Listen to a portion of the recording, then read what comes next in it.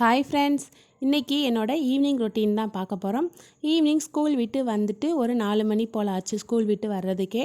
வீட்டுக்கு வந்ததுமே பார்த்திங்கன்னா வேலைகள் எல்லாமே எனக்காக ரெடியாக இருந்தது. பாத்திரங்கள் தேய்க்கிறது, துணி மடிக்கிறது, துணி துவைக்கிறது அப்படின்னு சொல்லிட்டு நிறைய ஒர்க் இருந்தது. அதுக்கு முன்னாடியே பார்த்திங்கன்னா பாப்பாவுக்கு ஸ்கூலில் ஆனுவல் டே வரப்போகுது. ஸோ அதுக்காக ட்ரெஸ் எடுத்திருந்தாங்க. அந்த ட்ரெஸ் வந்து கொஞ்சம் பாப்பாவுக்கு அன்சைஸாக தான் இருந்தது. இதை பாப்பா சைஸ்க்கு ஆல்ட்ரு பண்ணிவிட்டு ஸ்லீவ்ஸ் அட்டாச் பண்ணி கொண்டு வாங்கன்னு சொல்லி கொடுத்துருந்தாங்க.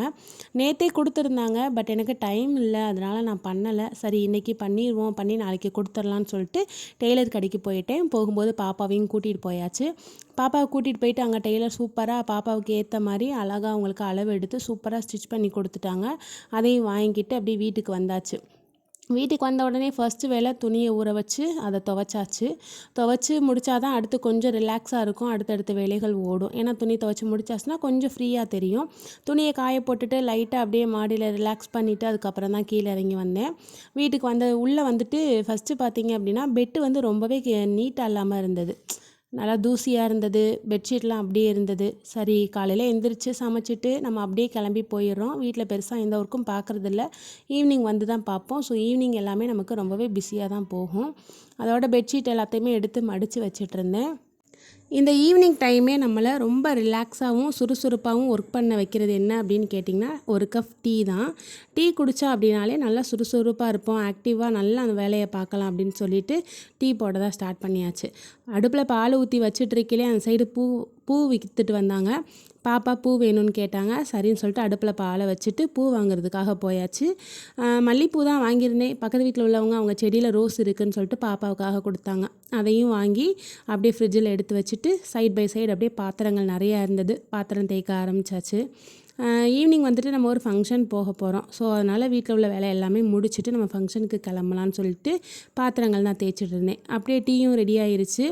டீ குடித்தா தான் சுறுசுறுப்பாக இருக்குன்னு சொல்லிட்டு எனக்கு மட்டும் 1 டம்ளர் ஆற்றிட்டு பாப்பாவுக்கு ஆற வச்சுட்டு நான் மட்டும் ரிலாக்ஸாக டீ குடிச்சிட்ருந்தேன். அந்த கேப்பில் பார்த்திங்கன்னா பாப்பா கீழே விளையாடிட்டு இருந்தாங்க.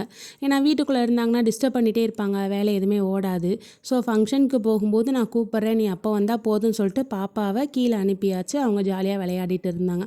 நான் வீட்டில் உள்ள எல்லா ஒர்க்குமே முடிச்சுட்டு பாப்பாவை கூப்பிட்டேன். கரெக்டாக டைமுக்கு பாப்பா வந்தாங்க. வந்ததுக்கப்புறமா பாப்பாவை அப்படியே ரெடி பண்ணிவிட்டு நானும் ரெடியாக ஆரம்பித்தாச்சு. பாப்பாவுக்கு இந்த ஃபங்க்ஷன் போகிறது அப்படின்னாலே ரொம்பவே பிடிக்கும். அதே மாதிரி இந்த மாதிரி கெவுன் எல்லாமே போட மாட்டாங்க. இந்த மாதிரி கெவுன் போட்டால் தான் நான் மேக்கப் பண்ணி விடுவேன், லிப்ஸ்டிக் போடுவேன் அப்படின்னு சொன்னோம் அப்படின்னா மட்டும் இந்த மாதிரி கெவுன் போடுவாங்க. ஃபங்க்ஷனுக்கு சூப்பராக கிளம்புவாங்க. சொன்ன மாதிரியே அந்த கெவுன் போட்டு விட்டுட்டு லிப்ஸ்டிக்கு, ஐப்ரோ அந்த மாதிரி எல்லாமே போட்டு மேக்கப் பண்ணேன். அழகாக இருக்கானாமான்னு கேட்டாங்க. சூப்பராக இருக்கீங்கன்னு சொன்னேன். நம்ம வந்துட்டு வீட்டுக்கு பக்கத்து வீட்டில் உள்ளவங்களோட சேர்ந்து தான் ஃபங்க்ஷனுக்கு போக போகிறோம். ஸோ அதில் பாப்பாவோட ஃப்ரெண்டும் இருக்காங்க. பாப்பா ரெடி ஆகிட்டு நான் என் ஃப்ரெண்ட்ஸை பார்க்க போகிறேம்மா, கிளம்பிட்டாங்களான்னு பார்த்துட்டு வரேன்னு சொல்லிட்டு பாப்பா அவங்க ஃப்ரெண்டு வீட்டுக்கு போயிட்டாங்க. அதுக்கப்புறம் நானும் அப்படியே ரெடி ஆகிட்டு நானும் அவங்க ஃப்ரெண்டு வீட்டுக்கே போயிட்டேன். எல்லோரும் ரெடி ஆகிட்டாங்களான்னு பார்த்துட்டு எல்லோரும் சேர்ந்து தான் கிளம்பியிருந்தோம். நமக்கு ஃபங்க்ஷனுக்கு போயிட்டு வந்துட்டு வீட்டில் பெருசாக எந்த ஒர்க்குமே கிடையாது. ஏன்னா நம்ம போகிற ஃபங்க்ஷன்லேயே சாப்பிட்ருவோம். அங்கே என்கேஜ்மெண்ட் ஃபங்க்ஷன் தான் போகிறோம், அங்கேயே சாப்பிட்ருவோம். வந்து குக்கிங் ஒர்க்கும் கிடையாது, ரிலாக்ஸாக இருக்கலாம் அப்படின்னு சொல்லிட்டு வீட்டில் இருக்கிற எல்லா ஒர்க்குமே முடிச்சுட்டு தான் நான் ஃபங்க்ஷனுக்கே கிளம்பியிருந்தேன். அங்கேயே சாப்பிட்டுட்டு நல்லா என்ஜாய் பண்ணிட்டு தான் வந்திருந்தோம். ஃபங்க்ஷனுக்கு போயிட்டு கொஞ்சம் நேரம் அங்கே உக்காந்துட்டு அதுக்கப்புறம் சாப்பிட்டுட்டு வெளியில் வந்தோம். பாப்பா பார்த்திங்கன்னா ஃப்ரெண்டோடு சேர்ந்து ஜாலியாக விளையாடிட்டு இருந்தாங்க. என்னதான் நமக்கு ஒர்க்குன்னு பிஸியாகவே இருந்தாலும் பசங்க வந்து இந்த மாதிரி ஜாலியாக விளையாடுறத பார்க்கும்போது நமக்கு கொஞ்சம் ஹாப்பியாக இருக்கும். பசங்களோட ஹாப்பி தானே நமக்கு ரொம்பவே முக்கியம். அதோட ஃபங்க்ஷனுக்கு போயிட்டு பாப்பாவும் கொஞ்சம் ஜாலியாக குஷியாக இருந்தாங்க. அதுக்கப்புறம் வீட்டுக்கு வந்துட்டு பாப்பாவுக்கும் ஹோம்ஒர்க் பண்ணியாச்சு.